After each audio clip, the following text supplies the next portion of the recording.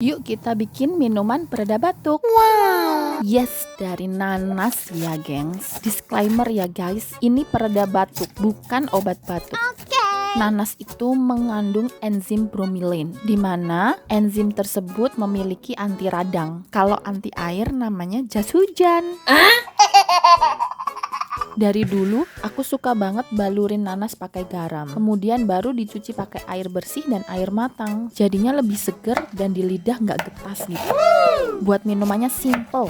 Nanas yang sudah dipotong-potong direbus dengan dua bahan ini, yaitu cengkeh dan kayu manis, dan beri gula seikhlasnya. Seikhlas aku ngasih uang parkir 5.000 tapi nggak ada kembaliannya guys. Nah ini udah jadi dan sajikan hangat-hangat. Selamat mencoba ya gengs.